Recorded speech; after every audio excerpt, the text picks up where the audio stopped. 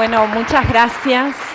Buenas tardes. Después de largas jornadas, uno piensa qué se puede decir después de 2 días de hablar sobre soberanía. Y yo creo que posiblemente repitamos algunas de las cuestiones ya dichas. También es importante a veces repetir, no repetir como loro, más bien reconfirmar algunos lugares donde estamos juntos y tal vez tratar de entrar por el área de la comunicación a la cultura desde un lugar distinto. Yo recién le decía,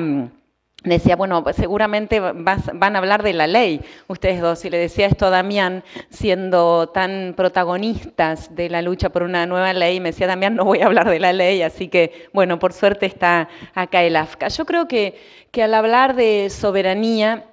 estamos nosotros, cuando hablamos de soberanía, estamos hablando de varias cuestiones. Estamos hablando claramente desde la interpelación de este encuentro, al cual digo además agradezco muchísimo la invitación, agradezco a Angelina, a los organizadores, pero además el desafío de hablar.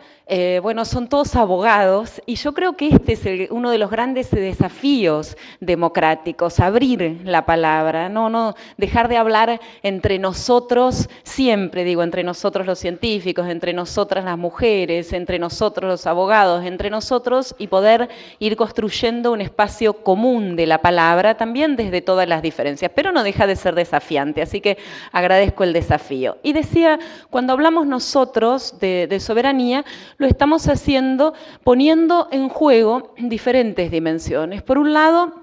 estamos hablando de la nación e incluso en este encuentro también hablamos de Latinoamérica, de una nación que puede ser entendida en términos de pasado, pero también en este momento histórico claramente ligada a la idea del futuro. También estamos hablando de Estado y de un Estado donde entran todos y todas. Y estamos hablando de poder y de un poder que tiene que ver con las luchas por la emancipación, las luchas en plural por la emancipación. Y también estamos hablando de lo popular y de lo popular habilitado como un poder. Y esto parece una obviedad, pero hay que señalar que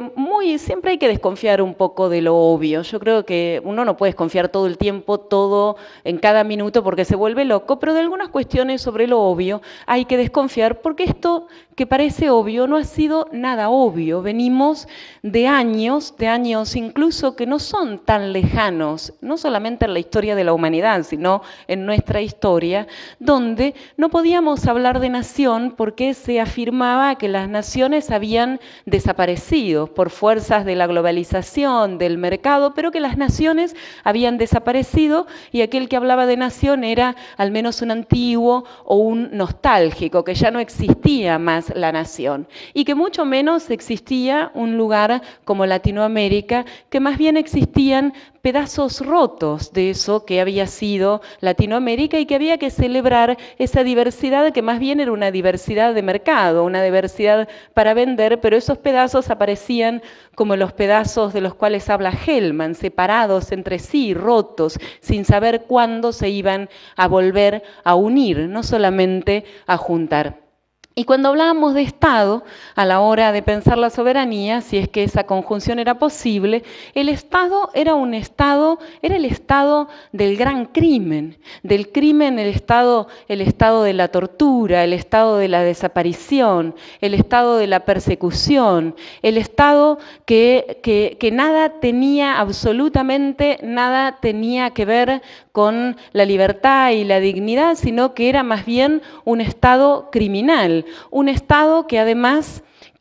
se continuaba luego de la dictadura siendo un Estado del saqueo, un Estado de la represión. Entonces, ¿cómo pensar que el Estado era otra cosa que el enemigo, que el claro enemigo? Yo formo parte de una generación donde Estado y bandera eran un asunto de los otros y Estado y bandera eran algo que teníamos que al menos temer y claramente desconfiar y seguramente defendernos. Y el poder el poder era algo que tenía que ver con este poder que oprime, con este poder que coerciona, con este poder que nada tenía que ver con las libertades, con la posibilidad de la creación, con la posibilidad de la dignidad, sino que más bien era este poder que aplastaba, este poder demoníaco, este poder que lo tenían otros, además, siempre lo tenían otros, y lo tenía contra nosotros. Estaban allá los poderosos, y estos poderosos no tenían nada que ver con nosotros, más bien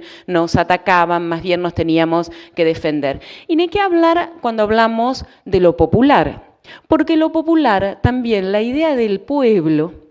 que había empezado a desaparecer con la idea de la masa, que luego se había transformado en el público, en los receptores, en los consumidores, la idea de pueblo mismo, de lo popular, incluso dicho de esta manera,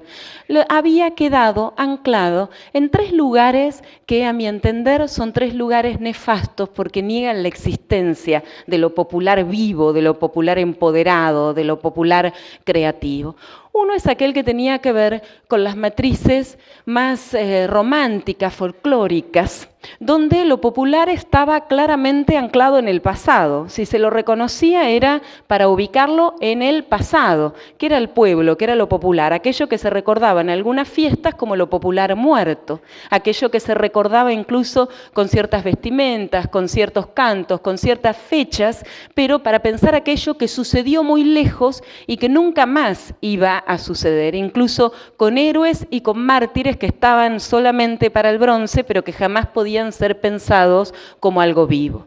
La segunda matriz es una matriz complicada también para desarrollar en poco tiempo, pero que posiblemente ustedes conozcan, la segunda en mi exposición, digo, es la matriz que tiene que ver con una tradición crítica, donde lo popular se asimiló y muchas veces de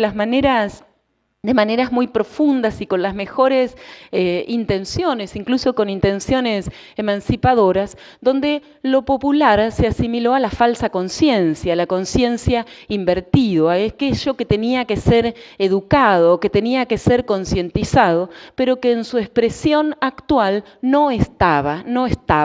confundido en su expresión actual. Y la tercera matriz, que es la que más conocemos cotidianamente, o la que todavía tal vez sea una de las que más despiertos estemos en este momento histórico para verlo, digo las otras también, pero esta particularmente, tiene que ver con una matriz aristocrática, con una matriz elitista, donde la sola idea de pueblo está asociada a la barbarie, está asociada al salvajismo, donde lo popular es aquello que tiene que dejar de ser lo que es para entrar a ser civilizado. Y este dejar de ser lo que es puede ser a través de dos vías fundamentalmente. A través de una educación de aquel que sabe cómo se tiene que ser civilizado y le enseña a aquel que no sabe nada y que por lo tanto tiene que callar y obedecer mientras aprende, o a través simplemente de su exterminio. Nada simplemente, ¿no? Tremendamente, o se educa o se extermina a esa barbarie. En estas matrices han ido jugando también claramente los medios de comunicación, si es que la idea del jugar no remite a una inocentar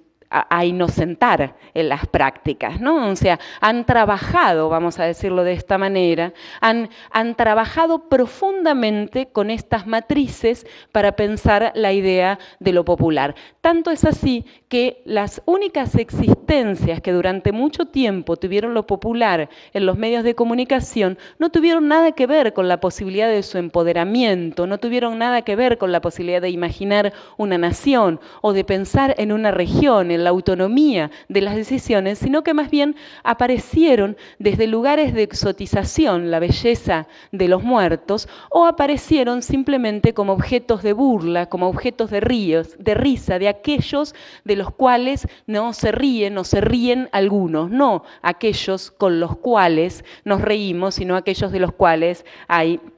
que reírse. Bueno, hoy estamos en un momento histórico donde claramente estamos pensando la soberanía desde un lugar completamente distinto. Estamos pensando la soberanía, ligándola a la idea del Estado, pensando el Estado nuevamente y ligándola a un proyecto nacional, popular, latinoamericanista y democrático. Y esto implica entonces que la soberanía tiene una densidad y una profundidad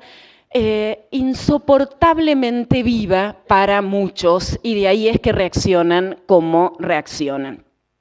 Pensar la soberanía desde el área de comunicación, en principio hay que aclarar, ¿no?, que ninguna de esto se debe haber aclarado en todas las mesas, no hay un solo lugar desde el cual pensar la soberanía y nunca va a alcanzar pensarla en términos de comunicación. Pero pensarla, un camino posible, además, dentro del área de comunicación y no centrándola solamente en los medios, es pensar que siempre la cultura está construida a partir de prácticas de comunicación, atravesadas o no por los grandes medios, que siempre que hay una práctica de comunicación, es decir, si entendemos la comunicación como encuentro, como puesta en común, como común unión, siempre que hay una práctica de comunicación se construye cultura. Claro que podemos tener prácticas de comunicación y modos de estar juntos donde prime la opresión de unos sobre otros. La comunicación no es solamente eso bueno que hace que en las familias los chicos no se droguen o que no haya problemas con los padres o todo esto que se señala siempre. Cuando hay un problema siempre falta algo de comunicación que se supone va a solucionar. Contra esta utopía de la comunicación solucionándolo todo, es también importante pensar que la comunicación también hace posible las situaciones de esclavitud, las situaciones de opresión, las situaciones en las cuales se inhibe la posibilidad de la palabra del otro e incluso las posibilidades de exterminio del otro. Hago un paréntesis y pienso cómo, sin prácticas de comunicación, hubiera sido imposible que una gran parte de la sociedad durante la dictadura aceptara el exterminio sobre otra gran parte de la población. Y esto podemos pensarlo en cada uno de los crímenes de Estado a lo largo de la historia. Entonces, la comunicación construye cultura. La comunicación claramente construye cultura. Y este es un momento donde para pensar la soberanía, la presidenta nos convoca también a pensar la cultura y nos convoca en el mismo momento en que también nos convoca a reconstruir un universal. Yo quiero en poco tiempo decir algo que es un poco complejo, entonces tal vez lo haga mal, pero bueno, lo discutiremos en otro momento y tampoco está tan mal equivocarse entre compañeros, pero podemos decir que nuestro proyecto, esto sin duda, sin equivocarnos, que nuestro proyecto civilizatorio, el proyecto civilizatorio de la modernidad, es un proyecto que se funda en la maravillosa idea de construir un universal, pero que construye ese universal con un grado de violencia extrema donde las grandes mayorías quedan afuera. Esta doble condición. La idea de la humanidad es una idea que sueña sentar en una misma mesa a todos, incluso que sueña sentar en una misma mesa aquellos que fueron los esclavistas con aquellos que fueron los esclavos, pero que a la hora del hacerlo construye una humanidad que en el mismo gesto en que se dice que es todo, en el mismo gesto en que dice que es humano, en ese mismo gesto deja radicalmente a las mayorías afuera. Nuestro proceso, nuestro proyecto civilizatorio, el proyecto con el cual además nos colonizaron, es un proyecto que se funda como un proyecto que entiende a la humanidad como una humanidad blanca, como una humanidad macho, como una unidad que tiene en su centro al sujeto de la razón argumental y que deja claramente por fuera a todo aquello que no entra dentro de esta idea de humanidad y que son las mayorías. Deja por fuera a lo no macho, a las mujeres, a los homosexuales, a todo aquello que no se defina como lo macho, que incluso quiera no definirse. Deja por fuera a todos aquellos que no son los adultos. Deja por fuera a todos aquellos que no son los que se definen a partir del ejercicio de la razón moderna. Deja por fuera a todo aquello que es lo no blanco. Todo eso queda privado queda por fuera del lugar de las decisiones, al punto que uno de los grandes libros, por mucho tiempo olvidado en nuestras academias, uno de los grandes manifiestos de la soberanía de nuestro mundo, que es este libro Los condenados de la tierra, de Fanon, con ese maravilloso prólogo de Sartre con todas sus infinitas contradicciones, empieza diciendo algo así como en el mundo hay, lo dice en ese momento, ¿no? Dice, hay 2.000 millones de habitantes, 500.000 son humanos, el resto son solo habitantes. Unos, estos 500.000, tienen la palabra, dice, tienen el verbo. El otro resto, las grandes mayorías, no lo tienen. Esta es la matriz fundacional de nuestro proyecto civilizatorio moderno, la matriz que está en nuestra cultura hegemónica, en nuestra cultura construida a través de infinitas prácticas de comunicación. Y esta matriz aparece como una matriz importantísima también en la construcción de nuestra nación, matriz impugnada infinidad de veces a lo largo de la historia, impugnada por hombres y mujeres que lucharon, que muchísimas veces perdieron, que muchísimas veces esperaron, como hacen los pueblos, y también, como hacen los pueblos, muchísimas veces ganaron.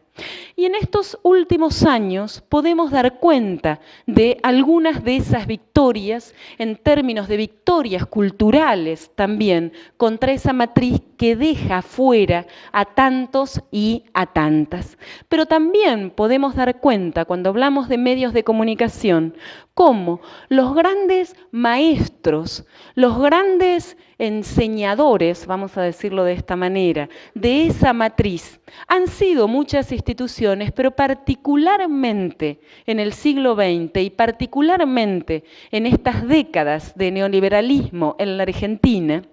han sido los medios de comunicación que se han concentrado además en pocas manos como nunca antes. Entonces, para pelear, para construir una cultura soberana, para una nación, una Latinoamérica soberana, tenemos que poner en crisis a esos maestros del espanto, a esos maestros de dejar afuera del mundo vivible a las grandes mayorías. Y eso lo tenemos que trabajar en esto desde varios lugares, seguramente no desde los medios. Pero un primer gran lugar es poder dar cuenta de esto que sucede, poder hacerlo visible. Tantas veces hemos dicho en estos años ponerlo al desnudo, como estos años ponen al desnudo poderes reales, como ponen al desnudo culturas reales, y acá me refiero en otro sentido de lo real, culturas que han sido de las realezas, las ponen al desnudo, las impugnan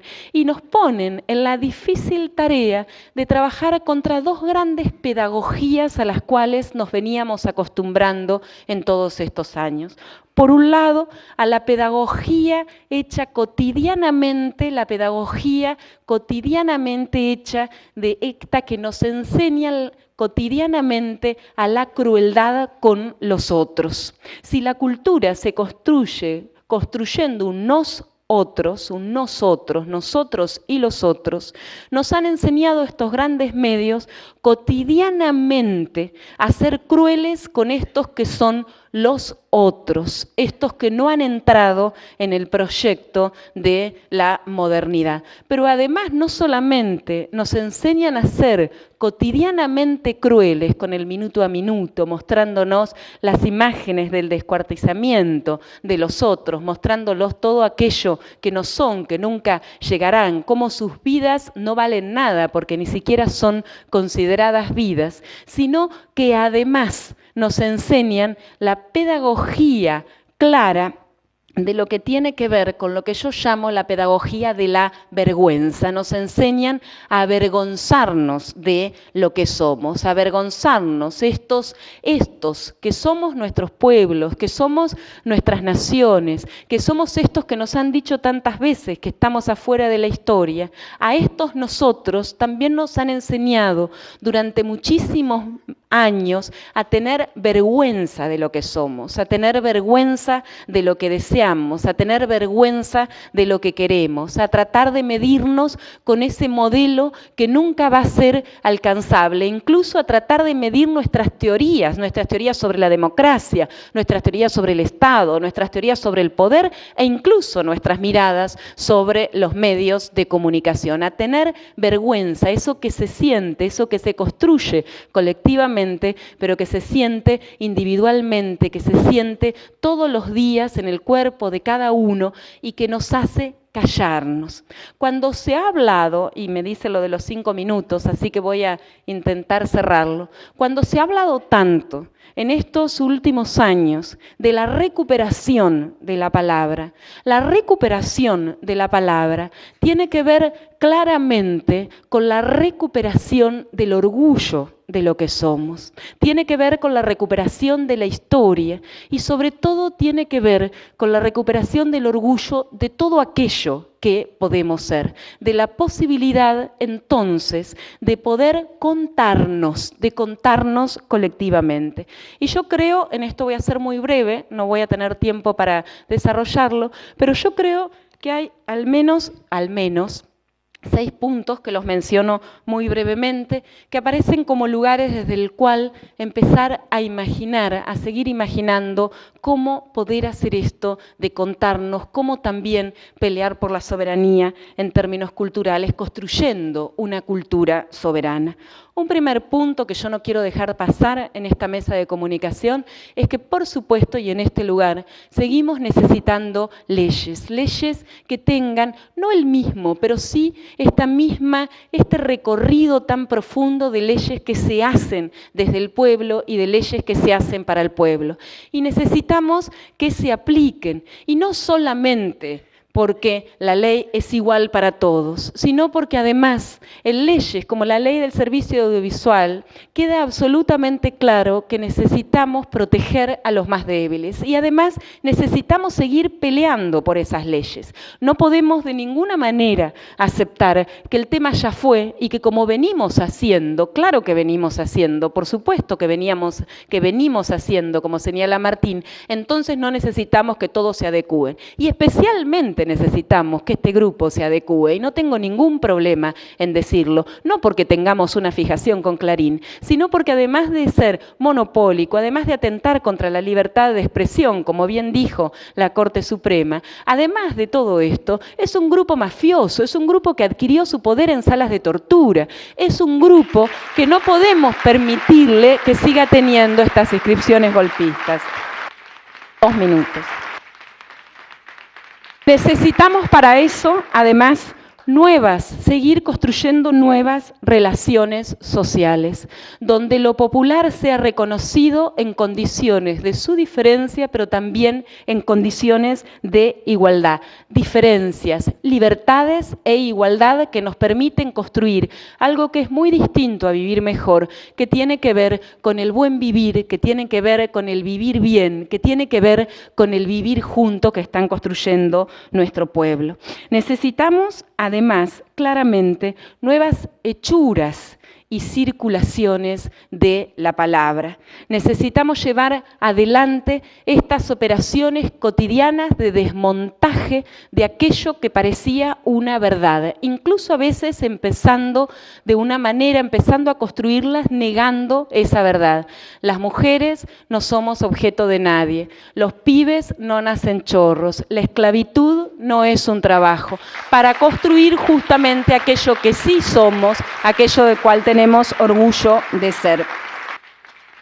Por supuesto, necesitamos nuevos medios, seguir construyendo nuevos medios para nuevas lenguas, para seguir construyendo nuevas lenguas. Hemos recuperado en estos años las palabras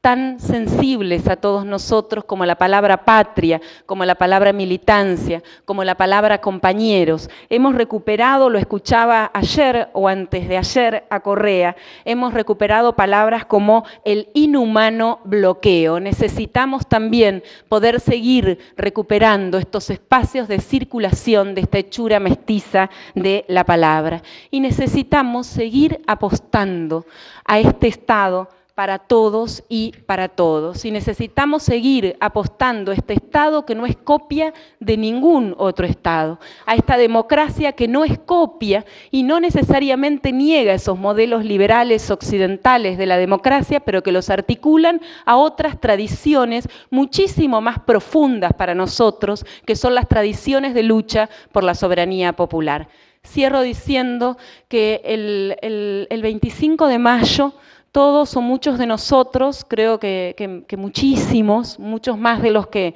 hacía muchísimo tiempo que escuchamos a la presidenta en la plaza.